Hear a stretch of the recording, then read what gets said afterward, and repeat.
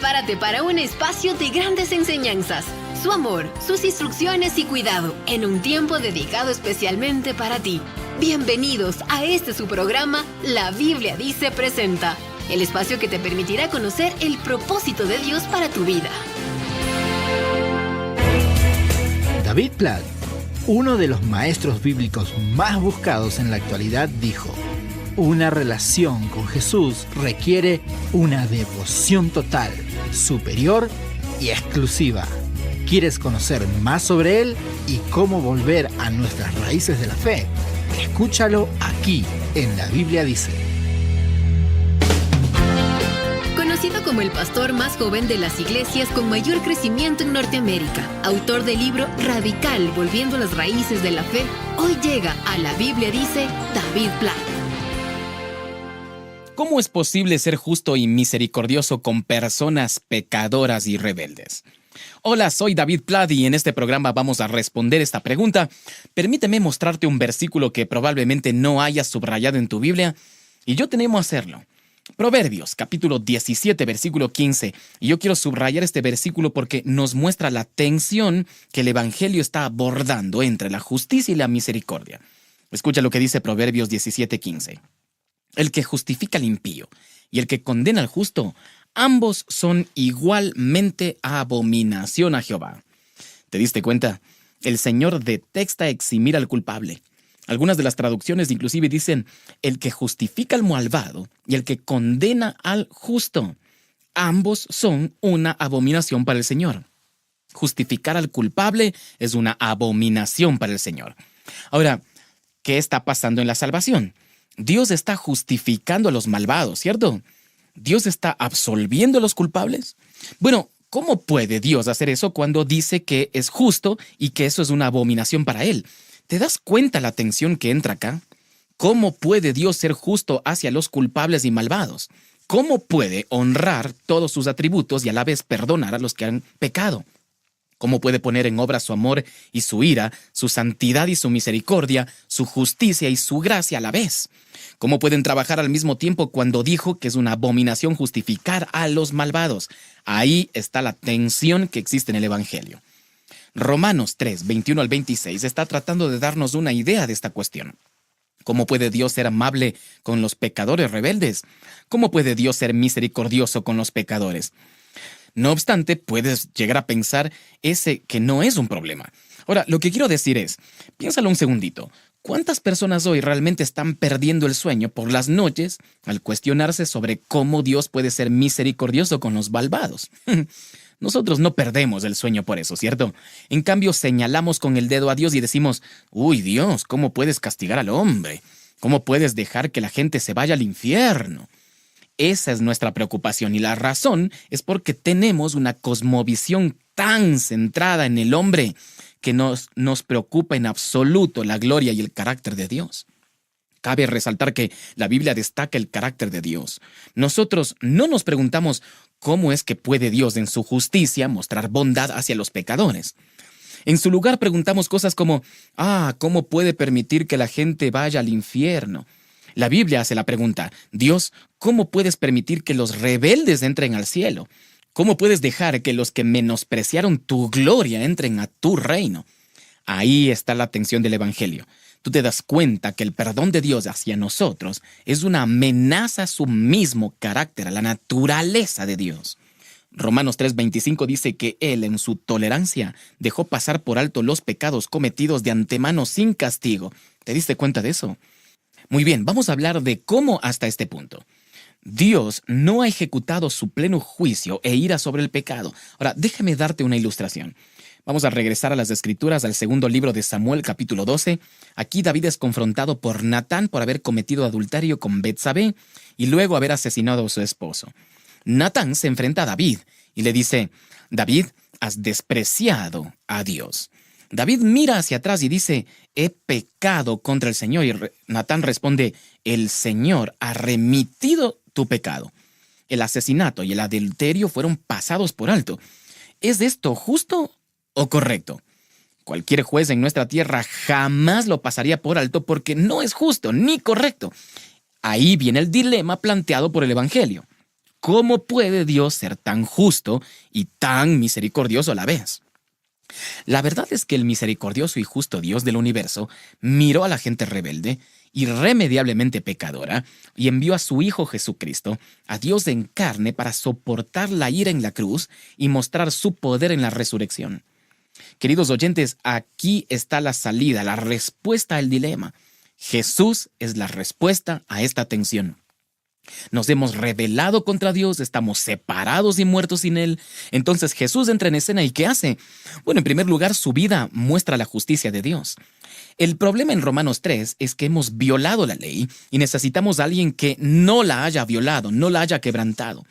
Es ahí donde Jesús entra en escena. Él es Dios en la carne, completamente hombre, totalmente Dios. No obstante, hoy en día casi nunca vas a escuchar mencionar la humanidad y la deidad de Cristo. ¿Acaso hemos olvidado cuán grande es esta verdad? No olvides que Jesús es completamente humano. Él no podría identificarse con nosotros si no fuera así. Él es Dios, el único capaz de soportar el peso divino del pecado, completamente humano y totalmente Dios. Sin embargo, trágicamente puedes preguntar a muchos que profesan ser cristiano, bueno, muéstrame en las Escrituras dónde dice que Jesús es Dios. Y en ese momento muchos empiezan a juguetear sin saber a dónde ir. Este es el Evangelio. Dios se hizo hombre en Jesucristo y su misma vida muestra el carácter de Dios. Esta doctrina de humanidad y deidad de Cristo separan al cristianismo como el verdadero Evangelio. Segundo, ¿cómo vio Jesús esta tensión?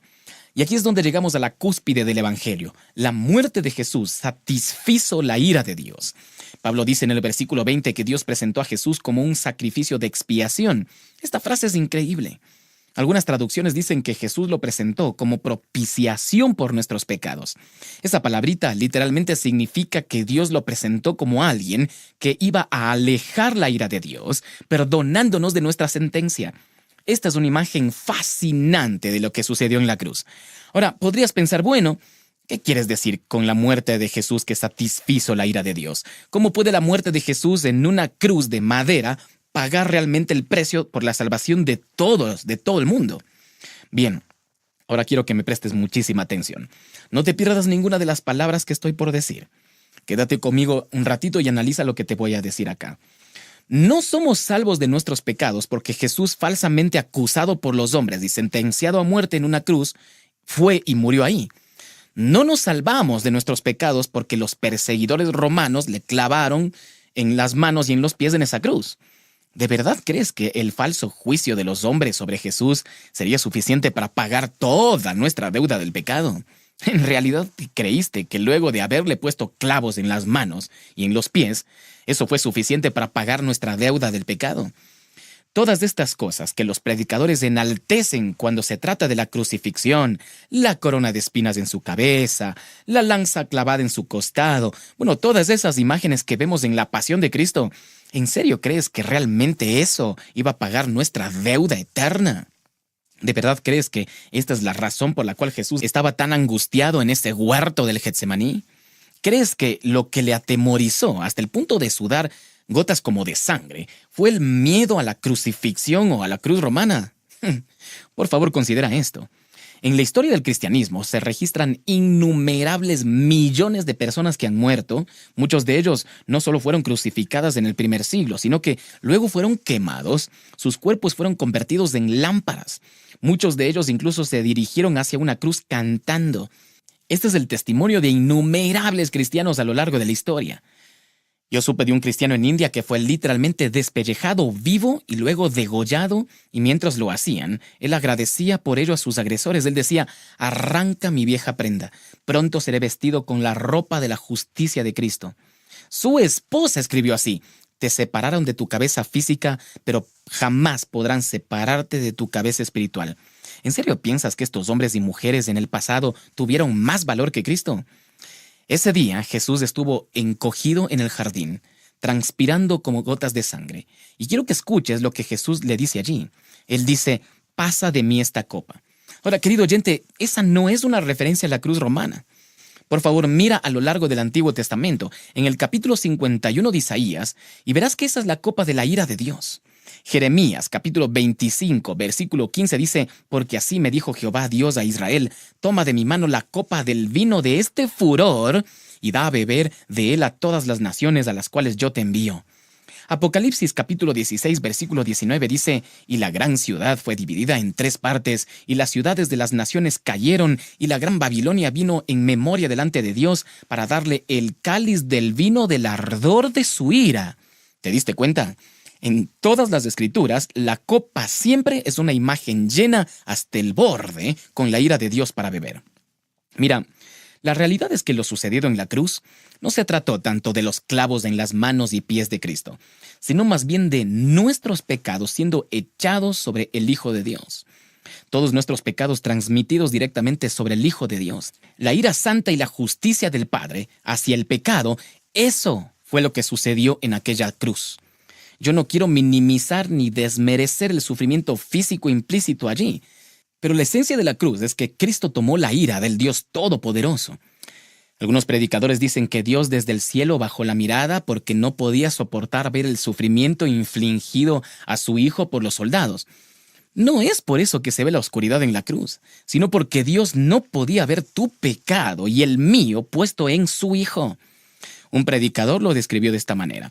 Es como si estuvieras parado frente a una presa de agua de 10,000 kilómetros de alto por 10,000 kilómetros de ancho, llena hasta el borde, y de repente en un instante la pared de esa represa es quitada y todo el agua comienza a dirigirse hacia ti. Estás parado a 100 metros de distancia mientras el agua está por alcanzarte y de repente en el suelo justo frente a ti se abre una abertura y se traga cada gota de agua. Bueno, el Evangelio es una imagen de Jesucristo tomando la copa llena de la ira de Dios y bebiendo cada gota de ella. Y cuando terminó la última gota, le dio la vuelta al vaso y dijo, consumado es. Está terminado. Mi muerte ha satisfecho la ira de Dios. Qué increíble, ¿no? Este es el Evangelio. Jesús presentándose a sí mismo como un sacrificio de expiación y alabanza a Dios. Su vida muestra la justicia de Dios en su muerte. Por otro lado, su resurrección demostró su poder en la cruz. Jesucristo llevó nuestros pecados sobre sí mismo, honrando la justicia de Dios, y en la resurrección Dios reivindicó a su Hijo, mostrándole victorioso sobre la muerte, el pecado y la tumba. Este es el Evangelio, la vida, la muerte, la resurrección de Jesucristo en respuesta al conflicto entre un Dios santo y un hombre pecador. Y esto nos conduce a la siguiente frase del Evangelio bíblico.